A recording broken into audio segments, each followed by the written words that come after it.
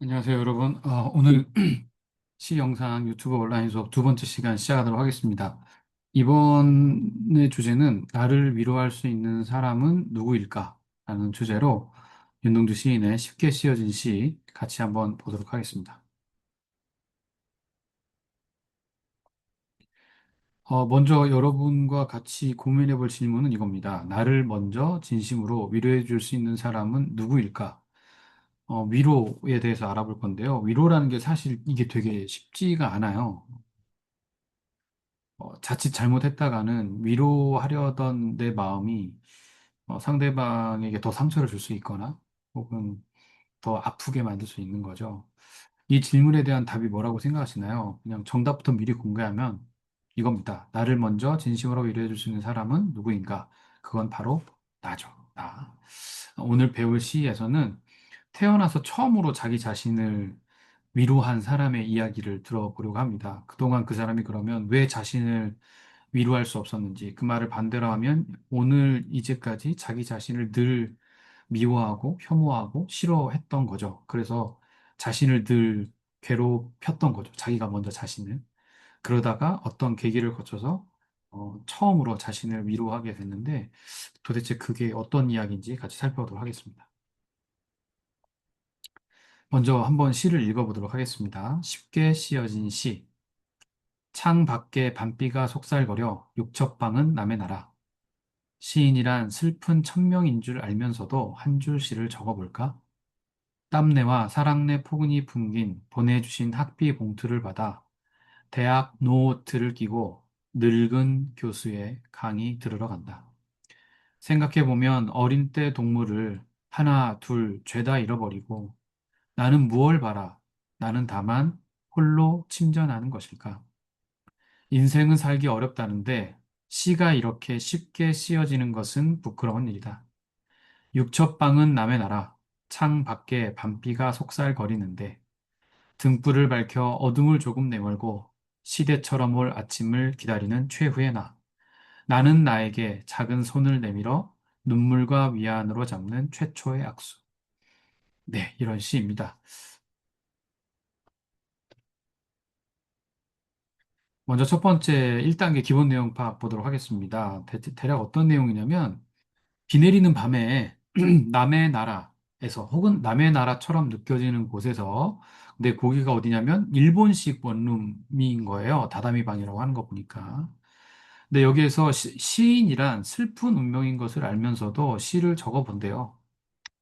부모님의 노동과 또 부모님의 사랑이 아주 부드럽게 포근하게 가득 담긴 그런 학비를 받아서 근데 내가 하는 일이라고는 대학에서 고작 늙은 지식을 늙은 교수에게 배우는 일밖에 없다. 생각해보면 어릴 때 친구들을 모두 잃어버리고 난 도대체 뭘 바래서 혼자 이렇게 침전 가라앉고 있는 것일까? 인생은 살기 어렵다고 사람들은 말하는데 그게 그런 것 같은데 시가 이렇게 나는 시기를 쉽게 쓰고 있으니까 이건 좀 부끄러운 일인 것 같다. 남의 나라 혹은 남의 나라처럼 느껴지는 이 일본식 원룸에서 비가 내리고 있는데 최후의 나, 그러니까 지금의 내가 아니고 최후의 먼 미래의 나는 등불을 밝혀서 어둠을 내몰고 아침을 아마 기다릴 것이다. 나는 눈물을 흘리며 위로하며 나 자신과 악수를 할 것이다. 뭐 이런 내용입니다. 여러분이 이 기본 내용만 봐도 대충 무슨 내용인지 감이 오기도 하고 이게 뭔 소리야 좀 헷갈리기도 할 텐데 그걸 지금부터 좀 자세히 살펴볼게요. 먼저 첫 번째 연, 창밖에 밤비가 속살거려 육척방은 남의 나라. 요거를 보면 먼저 여러분이 봤으면 하는 건 창밖에 밤비가 속살거려서 육척방으로 들어온 거죠. 그러니까 지금 카메라를 생각하면 방 밖에서 카메라가 이렇게 있다가 그 카메라가 쭉 가고 요 방 안으로 들어오는 겁니다. 그러니까 요걸 다르게 말하면 한 사람의 밖에서 한 사람의 외면에서 그 사람을 지켜보고 있다가 이 카메라가 쑥 들어가서 그 사람의 내면으로 마음 속으로 그 사람의 생각으로 들어가는 거죠. 그래서 이 사람의 생각을 들여다봤더니 이 사람이 어떤 생각을 하고 있냐면 시인이란 시를 쓰는 사람이란 슬픈 천명, 아주 슬픈 하늘이 내린 운명을 가지고 있는 사람이래요. 그럼 이 사람은 왜 슬플까요? 시인은 기본적으로 기록하는 사람이거든요. 기록을 한다는 건 기억을 한다는 거죠. 그 기억이 슬픈 거죠. 이 사람의 기억 안에는 슬픈 기억이 너무 많은 거죠. 그래서 시를 쓴다는 건 기록한다는 거고 기억한다는 건데 내 인생은 슬픈 기억이 많거든. 그러니까 슬플 수밖에 없어. 그러니까 이거는 슬픈 운명인 거죠. 그러면 왜 슬플까? 이제부터 그 이야기를 한번 보도록 하겠습니다. 이 사람은 학비 봉투를 봤는데 여기서 땀 냄새와 사랑 냄새가 난대요. 그리고 포근함이 느껴진대요. 사실 이건 물리적으로는 말이 안 되죠. 여기서 말하는 학비 봉투는 이 시가 쓰여진 시대를 생각하면 이 부모님이 봉투 안에다가 돈을 넣어서 편지를 넣어서 풀을 칠해서 보내면 대략 최소한 일주일에서 길게는 한 달까지 걸렸거든요. 지금 이 시가 쓰여진 시기는 일제강점기니까. 그 사이에 땀 냄새 다 사라지죠. 사랑 냄새는 뭐 이제 상상이니까, 포근함도 상상이니까. 근데 그런 게 느껴진다는 거죠. 그런다는 것이고요. 근데 이렇게 부모님의 노동, 부모님의 사랑, 부모님의 따뜻함이 가득 담긴 이 돈을 가지고 내가 하고 있는 일이라는 게 고작 어떤 일이냐면 늙은 교수의 늙은 강의를 듣는 거예요. 그러니까 이 말은 여기서 이 늙은이란 표현을 굳이 쓴 걸 보면 늙은 강의란 늙은 지식이고 늙은 배움이야. 그러니까 늙은이 같은 나이든 노인 같은 그러니까 현실의 어떤 변화를 만들어내지 못하는 그런 지식들, 그런 교육들, 그런 힘없는 그런 교육들을 받는다는 거죠. 그러니까 이 사람은 뭔가 세상을 좀 젊게 막 생동감 있게 활기차게 명랑하게 밝게 바꾸고 싶은 것 같아요. 근데 그런 건 배우지 못하고 늙은 지식만 배우고 있는 거죠. 그게 미안한 거죠. 부모님한테 속상한 거고 괴로운 거죠. 그리고 다시 한번 고민을 해봅니다. 어떤 거냐면 생각해보면 어린 때 동무들을 하나 둘 죄다 잃어버렸대요. 그게 그냥 헤어진 거예요. 물리적으로 헤어진 걸 수도 있고, 거리가 멀어서, 혹은 마음이 멀어져서 헤어진 걸 수도 있고요. 또 하나를 더 생각해 보자면, 이 시를 쓴 윤동주가 살았던 1930년대, 1940년대를 생각해 보면, 이 당시 일제강점기였고, 조선인에 대한 일본인의 탄압이 엄청 심해졌던 때고, 1938년, 39년 일본이 이 동아시아에서 전쟁을 일으킨 후에는 그 탄압이 더 극심해졌거든요. 그래서 굉장히 많은 사람들이 투옥되고 죽임을 당했고, 그래서 아마 그런 이야기까지 포함되는 게 아닐까라고 짐작해 볼 수 있겠습니다. 왜냐하면 윤동주라는 사람이 살아오면서 만난 어릴 때의 동물들이란 건 지난 시간에 설명했던 것처럼 명동촌, 그러니까 독립운동가들의 자손이거나 그들을 지원하는 사람들, 그들의 아이들이었거든요. 그러니까 이 친구들이 죽었을 수도 있는 거죠. 나는 무엇을 바래서 나는 다만 홀로 침전하는 것일까? 여기에서 침전이란 말에 주목할 필요가 있는데요. 이 사람이 이제 고민하는 거죠. 내가 도대체 뭘 바래서 여기서 이러고 있는 거지? 근데 여기서 굳이 침전이란 낱말을 쓴 것에 주목할 필요가 있는데, 침전이라는 건 뭐냐면 가라앉는다는 뜻이거든요. 근데 이거 플러스 뭐가 있냐면 맑아진다는 뜻이에요. 지금 화면에 보이는 것처럼 비커에다가 흙이 가득 담긴 흙탕물을 넣고 이걸 막 흔들면 이게 뿌얘지겠죠? 근데 이 뿌옇게 된 이 비커의 물을 가만히 내버려 두면 그 위에 둥둥 떠 있던 진흙, 모래, 먼지 같은 것들은 쭉 가라앉아서 밑에 층을 이루고 위에 맑은 물이 만들어져요. 그래서 침전이라는 말은 가라앉다, 맑아지다라는 것을 포함하고 있어요. 그러니까 이 사람은 지금 너무 혼란스러워, 혼동스러워. 내가 왜 여기에 왔지? 내가 뭘 바래서 여기서 왔지? 생각이 너무 혼동스러운데 침전의 과정이라고 스스로를 정의하고 있는 거예요. 그래서 시간이 지났더니 그 무겁고 혼탁하고 어, 더러운 것들은 쭉 가라앉고 내 위에 맑은 것들이 가득 차 투명하게 뭔가가 보여. 그럼 뭐가 보일까요? 이런 게 보이는 거죠. 내가 정말 원하는 게 뭐지? 에 대한 답들이 보이는 거죠. 내 안이 맑아졌으니까. 그래서 이 사람이 다시 한번 정리를 합니다. 이제 투명해졌으니까요. 맑아졌으니까. 인생은 살기 어렵다는데 사람들은 인생이 살기 어렵다고 하고 이 사람이 봐도 맞아요. 인생은 살기 어려운 것 같아. 근데 나를 봤더니 나는 시가 너무 쉽게 쓰여져. 시가 쉽게 쓰여진다는 건 기억이 쉬운 거야. 기억이 쉽다는 건 기록이 쉬운 거고 그 말은 무슨 말이냐면 내가 고통 없이 쉽게 살아온 거야. 어, 그러니까 부끄러운 거죠. 아, 나는 쉽게 살았구나. 별다른 고통 없이, 별다른 어려움 없이 그냥 편하게 살았구나. 그게 미안해. 다른 사람들은 너무 힘들게 살았다고 하는데 나는 쉽게 살아서. 이 부분이, 음, 저하고 윤동주라는 사람이 혹은 우리하고 윤동주라는 사람이 굉장히 크게 다른 시점인데 이분은 그것에 대해서 굉장히 많은 부끄러움을 느꼈던 분이에요. 그럴 수 있잖아요. 아니, 나만 쉽고 인생이 살기가 나만 편하면 오히려 자랑스러워할 수도 있죠. 그거를 뭔가 자신의 능력이라고 생각하고 뭔가 자신의 대단한 뛰어난 어떤 실력이라고 생각하고 남들을 폄훼할 수도 있잖아요. 아유, 저 못난 것도 이러면서. 근데 윤동주라는 이분은 그런 분이 아니고 그거에서 미안함이 오는 거예요. 그러니까 이분은 기본적으로 공동체를 먼저 생각하는 사람이었던 거죠. 나를 먼저 생각하는 게 아니고 공동체를 먼저 생각하는 왜 그렇게 됐는지는 뭐 다들 알겠죠? 이분이 자라온 명동촌이라는 곳으로 대표되는 그 삶이 그랬으니까. 그래서 우리가 다 같이 행복하게 살아야 되는 것이 이 사람이 바라는 건데 나는 어려움 없이 그래도 편안하게 살아왔는데 남들 다른 분들은 다 힘들고 괴롭다고 하니까 이건 뭔가 잘못된 거고 거기에 대해서 난 부끄러움을 느끼고 있는 거죠. 그 다음에 다시 시작됩니다. 그래서 다시 이 시를 쓰는 거예요, 일종의. 그래서 어떻게 되냐면, 육첩방은 남의 나라, 창밖에 밤비가 속살거리는데, 이 똑같은 구절이 맨 처음에 있었잖아요. 근데 똑같지는 않고 앞뒤가 바뀌었죠. 이걸 통해서 우리가 알 수 있는 건 이분이 이제 시선이 바뀌었다는 거예요. 뭐냐면, 방 안에서 방 밖으로 나가요. 육첩방은 남의 나라, 방 안이죠? 근데 이 방에서 창 밖에 밤비가 쏟아지는데, 내 시선이 내 안에, 내 내면에서 내 밖으로 나가는 거죠. 그러니까 이건 뭐예요? 실천이 시작되는 거죠. 이 사람의 실천이 이제 드디어 시작되는 겁니다. 그럼 어떤 실천을 하느냐? 등불을 밝혀서 어둠을 조금 내몰고, 알아요. 내가 등불을 킨다고 세상을 바뀔 수 없어요. 내가 등불 하나 킨다고 세상의 어둠을 다 물리칠 수 없어. 하지만 할 거야. 내가 할 수 있는 만큼 할 거야. 내가 지금 할 수 있는 게 등불을 밝히는 일이라면 나 등불 밝힐 거야. 하고 등불을 밝히는 거죠. 그래서 어둠을 조금 내몰고 내가 하는 거는 뭐냐면 등불을 밝혀서 어둠을 조금 내몰고 기다릴 거예요. 뭐냐면 시대처럼 올 아침을 기다릴 거예요.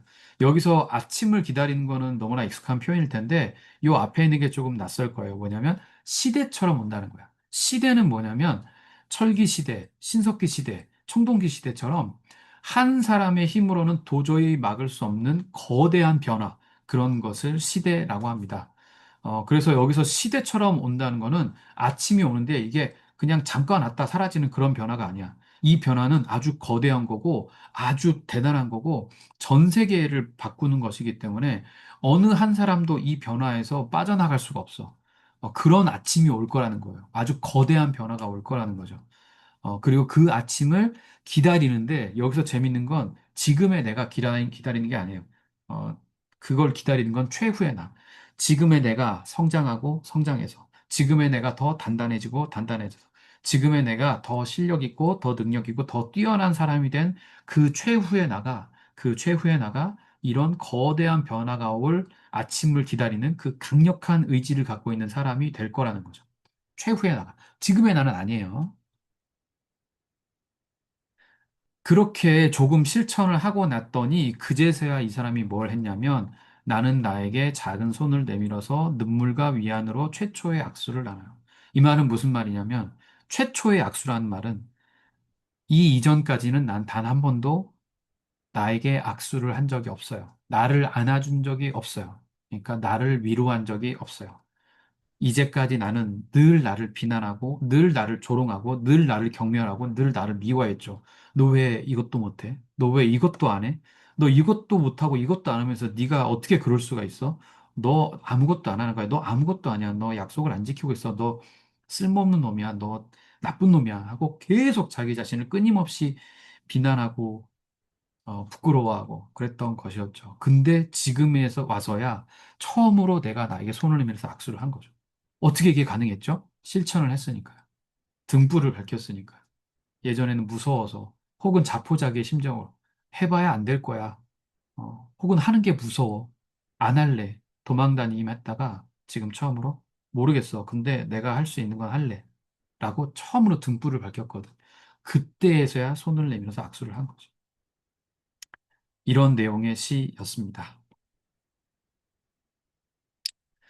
어, 이 내용의 관련된 제가 본 컨텐츠 중에 가장 최근에 봤던 거는 스즈메의 문단속이라는 작품이 있어요. 여러분들 중에도 아마 본 학생들이 있을 텐데 안 본 학생들이 있다면 꼭 한번 봤으면 좋겠고 이 스즈메의 문단속에서 주인공이 스즈메가 나오는데 이 스즈메가 별이 엄청 쏟아지는 별이 잘 보이는 어떤 언덕에서 한 아이를 찾아요. 이 아이가 엄마를 찾으면서 막 울고 있거든요.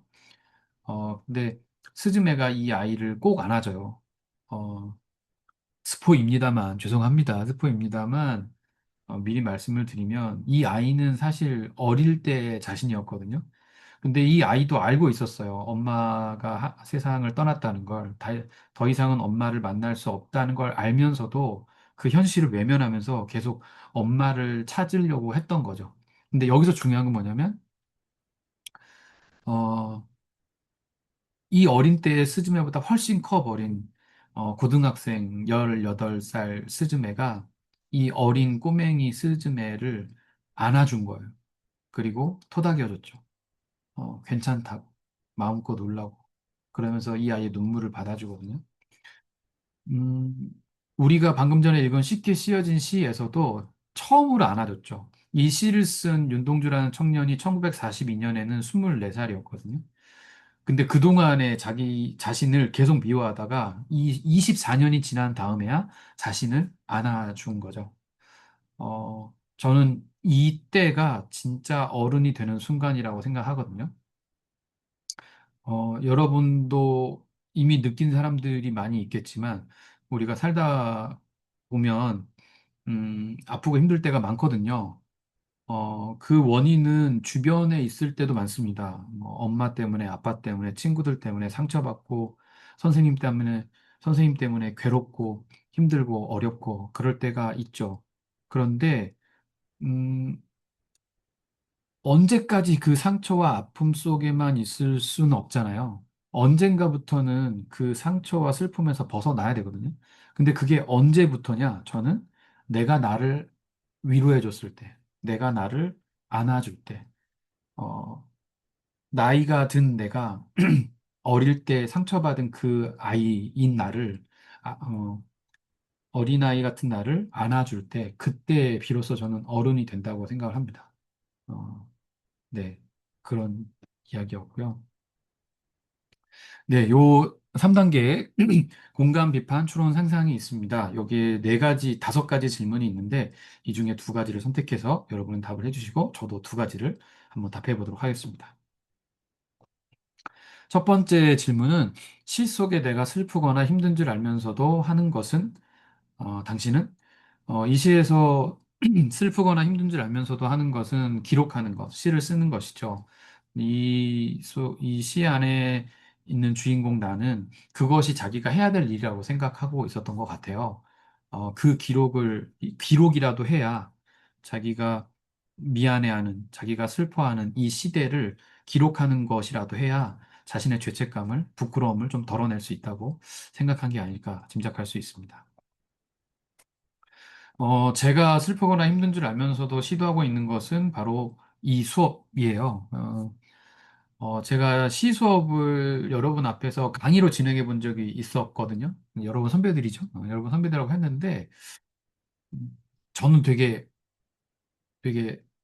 그, 결과적으로는 실패했어요. 왜냐하면, 제가 제 이야기를 이렇게 솔직하게 여러분하고 나눠야 저는 그게 진짜 시 수업이라고 생각을 하는데, 시 안에 담겨 있는 그 감정에 대한 이야기를 제가 먼저 오픈하고 여러분한테 해야 여러분도 이 시를 또 제 수업을 좀 마음으로 받아들여 줄 거라고 생각을 하는데 이걸 교실에서 오프라인에서 라이브로 진행을 하면 여러분이 모두 다 제 이야기를 어, 진지하게 잘 들어주는 건 아니거든요. 여러분 중에 어떤 학생들은 뭐 잘 수도 있고, 또 여러분 중에 어떤 학생은 외면할 수도 있고, 또 혹은 거부할 수도 있거든요, 제 수업을. 충분히 그럴 수 있죠. 근데 문제는 뭐냐면 제가 그런 모습을 보면서까지 제 이야기를 솔직하게 드러내는 게 제가 그 정도 멘탈은 안 되더라고요. 그 정도 멘탈은 안 돼서 제 눈앞에서 누군가 제 수업을 거부하면 솔직하게 얘기하려다가도 안 하게 되더라고요. 그렇게 되면 자연스럽게 제 감정을 드러낼 수 없고, 그렇게 되면 자연스럽게 여러분도 여러분의 감정을 드러내지 못하고, 그렇게 되면 자연스럽게 이 시를 이해하기가 좀 어려워지더라고요. 그래서 제가 생각해낸 현재로선 가장 좋은 방법이 이렇게 유튜브 콘텐츠를 통해서 제가 솔직하게 제 이야기를 좀 드러내고, 여러분 중에 제 이야기를 듣고 싶어 하는 사람, 그런 마음이 있다면 좀 언제든 좀 이 수업 시간에 몰입해서 들을 수 있지 않을까? 그래서 슬프거나 힘든 줄 알면서도 제가 계속 시도하고 있는 것은 여러분과 이렇게 감정을 나누는 수업을 좀 해보려고 하는 거? 네, 그런 거라고 할 수 있겠습니다. 여러분은 어떤 작업을 하고 있는지 궁금하네요. 두 번째, 내가 등불을 밝힌 이유는 당신은 이 시에서 내가 등불을 밝힌 이유는 도저히 더는 안 되겠다. 부끄럽다. 나는 너무 편하게 산 것 같다. 나는 너무 쉽게 산 것 같다. 세상은 너무 어렵고 사람들은 괴롭게 사는데 뭔가를 해야 되겠다. 그래서 등불을 밝힌 거죠. 알죠? 바뀌지 않아요. 아는데 어둠을 물리칠 수 없어요. 아는데 적어도 내가 할 수 있는 만큼은 하겠다. 이게 이제 이 사람의 결심이었던 거죠. 어, 저 같은 경우에는 어, 제가 제 인생에서 등불을, 그러니까 내가 할 수 있는 만큼 하겠다라고 시작한 것이 저한테는 턱걸이였어요. 그 당시에 어, 제가 마음이 많이 어둡고 힘들고 세상이 깜깜해 보였을 때 아무리 생각해봐도 죽는 건 아닌 것 같고 죽고 싶지는 않았고요. 죽고 싶지는 않았고 살고 싶은데 어떻게 살아야 될지는 모르겠더라고요. 근데 어떻게 살든지 간에 건강하게 살고 싶다는 건 분명했으니까. 그러면 건강하려면 어떻게 해야 되지? 그래, 운동을 해야 되겠구나. 운동 중에 내가 지금 당장, 지금 당장 내가 할 수 있는 게 뭐지? 이제 그게 이제 그때 제 손에 잡힌 게 턱걸이였어요. 턱걸이는 뭐 어디서든 할 수 있으니까. 그래서, 네, 턱걸이를 처음에 매달리기부터, 그 다음에 고무줄을 걸고, 그렇게 한 개, 두 개를 해서, 10개씩 5세트를 할 수 있는 정도가 제 목표였는데, 그것까지 가봤던 거죠. 그게 저는 굉장히 저를 많이 바꿨다고 생각하거든요. 정말 많이 바꿨거든요. 그래서 여러분한테도 뭔가 등불을 밝히고 싶으신 분이 있다면 정말 너무너무 깜깜해서 너무너무 힘든데 내가 지금 당장 할 수 있는 걸 하겠다라는 결심이 섰다면 저는 첫 번째로 먼저 몸을 바꾸는 것을 아주 간단한 운동이라도 매일매일 하는 것을 그거를 4주 그다음에 3개월, 100일, 그렇게 해 보시면 그 등불을 밝히는 게 역으로 여러분을 진짜 크게 바꾼다는 거. 그리고 그 불빛이 생각보다 굉장히 많은 걸 비춘다는 거를 꼭 기억해 주셨으면 하는 바람이 있습니다. 마지막 4단계 표현입니다. 요 시 전체적으로 한번 정리를 해볼게요. 1번서부터 숫자가 적혀 있는 걸 자세히 한번 보도록 하겠습니다. 첫 번째, 창밖에 밤비가 속살거려. 이거 먼저 카메라 시선의 전환이 있죠. 그래서 밖에서 안으로 들어가는데, 어, 이 사람의 외면에서 내면의 소리로, 마음의 소리, 우리가 지난 시간에 배웠던 마음의 소리로 쓱 들어가는 거죠. 그래서 이 사람 마음 속에서 어떤 소리들이 나오고 있나, 그걸 들려준 거고요. 그 다음에 밤비가 속살거린다. 밤비는 뭐, 이제, 사람이 아니니까. 근데 마치 속살거린다는 건 이렇게 귀에다 대고 이렇게 삭삭삭 하는 요게 속살거리는 거거든요. 그래서 밤비를 마치 살아있는 사람처럼 표현한 거니까 요거는 의인법이라고 할 수 있고. 그 다음에 육첩방은 남의 나라다. A는 B이다. 이런 방식을 은유법이라고 하는데, 육첩방이 실제로 일본에 있는 방을 상징할 수도 있지만, 은유할 수도 있지만, 육첩방은 그 당시에 우리나라 조선에도 그 일본식 방이 많았으니까 단정 지을 수는 없습니다. 아마 상황상은 일본일 수도 있지만 아무튼 은유법이다. 그리고 세 번째, 시인은 적는 사람이고 기록하는 사람이고 기억하는 사람이고 기억한다는 건 성찰한다는 거고 당연히 그래서 슬픔과 고통이 있을 수밖에 없고 그것이 나의 운명이다라고 받아들이고 있는 걸 알 수 있고요. 그다음에 네 번째, 학비봉투 과장이죠. 이거는 명확히 이제 정확히 말하면 과장이다. 학비 봉투에 부모님의 사랑과 노동을 느낄 수는 있는데, 그, 땀내가 난다. 이건 과장이다. 땀내가 난다는 건 과장이다.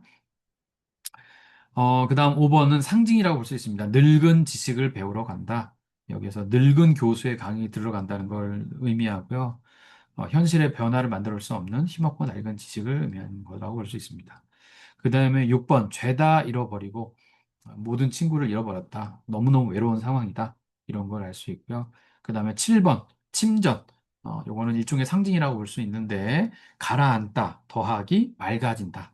그래서 이 사람이 점점점 자기 안이 투명해져서 자기가 정말 원하는 게 뭔지를 점점 깨달아가고 있는 그 과정을 침전이라고 표현하고 있습니다. 다음 8번은 이제 대조. 그러니까 서로 두 가지의 대상의 차이점을 명확하게 구별하는 것을 대조라고 하는데, 사람들은 살기 어려운데 나는 너무 살기가 쉽고 편해. 이건 뭔가 좀 내가 분명히 이 세상과는 다른 삶을 살고 있다는 거고, 이 부분에서 이 사람은 부끄러움을 느끼고 있습니다. 그러니까 이 사람은 인간다움이라는 건 타인의 고통을 줄여주는 거. 그러니까 핵심은 공동체가 다 같이 행복하고 즐거워지는 게 이 사람의 목표 혹은 그렇게 살아야 된다고 생각을 하는데 공동체 대부분의 사람들은 고통스럽게 사는데 나만 혼자 편하게 사니까 이건 뭔가 잘못됐다고 생각하는 거죠. 그래서 부끄러운 거. 무엇보다 부끄러운 것은 타인의 고통을 알면서도 타인의 고통을 줄이기 위한 어떤 실천도 내가 안 해. 이건 너무 부끄러운 거야. 이건 잘못된 거야. 라고 생각을 하는 거죠. 이 사람은. 다음 전환이 있습니다. 육첩방은 남의 나라, 창밖에 밤비가 속살거리는데. 그러니까 남의 나라, 육첩방에서 다시 창 밖으로 시선이 향하죠. 그러니까 내 안에서 내 밖으로 이제는 실천을 하는 거죠. 그래서 가장 성숙한 나, 최후의 나는 내가 할 수 있는 만큼 실천하고 싸워서 내가 할 수 있는 만큼 어둠을 몰아내고 그래서 언젠가 분명히 올 밝고 따뜻하고 거대한 변화, 그 변화를 최후의 나는 기다릴 것이다. 지금의 나는 그걸 기다리기에는 좀 나약하지만 이렇게 생각을 하고 있습니다. 그래서 이 시에 나오는 거를 이 시를 쓰신 윤동주 시인의 이야기로 좀 정리해 보자면 아마도 여기에서의 그 아침이란 일단 당장에 눈앞에 보이는 건 조선의 해방이라고 얘기할 수 있을 것 같고요. 그리고 좀 더 넓게 보면 윤동주 시인이 진정으로 바랬던 건 이 조선의 해방이라는 정치적인 어떤 목적을 넘어서서 자주 독립. 조선이란 나라가 정말 스스로 어떠한 결정을 할 수 있는 독립된 국가인 것을 바란 것과 마찬가지로 이 조선이란 나라에 살아가는 모든 개인들이 독립적인 인간, 그런 걸 바랬던 게 아닌가라고 이해할 수 있을 것 같습니다. 어, 요거를 조금 더 자세한 윤동주 시인의 삶과 좀 연결 지어 보면 윤동주 시인은 1941년 12월에 일본의 태평양 전쟁이 시작되었거든요. 그래서 완전히 전쟁 태세로 돌입을 해서 조선에 있는 모든 물자들을 다 뺏어서 전쟁에 몰빵한 그런 시대였어요. 그래서 1942년 5월에는 조선인 징병이 시작이 됩니다. 그래서 조선의 남자들을 건장한 남자들을 무조건 다 잡아가서 강제 노역을 시키고 징용을 시키고 그런 뭐 군사 기지를 만들고 비행장을 만들고 도로를 만드는데 투입을 해서 거기서 아주 많은 분들이 이제 돌아가셨죠. 어, 그리고 여러분이 잘 알고 있는 어, 일본인 성노예, 일본군 성노예, 그러니까 우리의 조선의 여성분들을 끌고 가서 그런 성노예로 했던 그런 불행한 사건도 다 이 시기에 만들어진 거고요. 그런데 그렇게 일반 사람들이 괴롭게 끌려가고 괴롭게 고통을 받고 있는 시기에 1942년 6월에 윤동주는 도쿄에 있는 립교 대학에 유학을 왔어요. 그러니까 그 부끄러움이 어떤 것인지 이해가 좀 되시죠? 이거를 다 알고 있었거든요. 이런 세상이 어떻게 돌아가는지를. 근데 나는 대학생으로 이렇게 편하게 살고 있네. 이게 이분의 너무 큰 부끄러움이었던 거죠. 그래서 이런 시를 썼던 거고요. 그래서 여기에 나온 것처럼 등불을 밝히려고 어떤 행동을 했던 것 같아요. 이때부터. 이전까지는 안 했거든요. 근데 이때부터 뭔가 하신 것 같아요. 그러다가 1943년 7월에 일본 조선인 유학생 사건이라는 게 생겨요. 그래서 이 조선인 유학생들이 뭔가 모의를 하려고, 뭔가 협의를 하려고 종종 모였는데 그 모이는 자리를 급습을 해서 일본군 경찰한테 잡혀가셨고, 후쿠오카 감옥에 갇히게 되셨죠. 그리고 1945년 2월에 윤동주 시인은 이제 후쿠오카 감옥에서 사망하게 됩니다. 일설에는 윤동주 시인이 이 감옥에서 사형을 당한 건 아니거든요. 몇 년형이라고 정해진 기한이 있었는데 그 전에 돌아가셨어요. 근데 몇몇 증언들을 따져보면 아마도 이 감옥에서 생체 실험을 당하다가 돌아가신 게 아닐까라는 추정이 있기도 합니다. 아무튼 안타까운 것은 1945년 8월에 우리나라 조선이 해방이 됐으니까 딱 반년 전에 안타깝게도 돌아가신 것이죠. 네, 이런 시라고 볼 수 있습니다. 여러분은 어떠신가요? 여러분은 여러분 자신을 잘 위로하고 계신가요? 그리고 여러분 자신을 어, 너무 부끄럽게 만들거나 너무 힘들게 만들지 않고 자기 자신을 잘 돌보면서 지내고 계신가요? 어, 저는 그런 시간이 꼭 필요할 거라고 생각을 하거든요. 그래서 이 시가 여러분이 여러분 자신을 좀 위로하는데 도움이 되었으면 하는 바람입니다. 네, 오늘 이야기는 여기까지였습니다. 아래 댓글 꼭 남겨주시고요. 네, 오늘 이야기 들어주셔서 고맙습니다. 수고하셨습니다.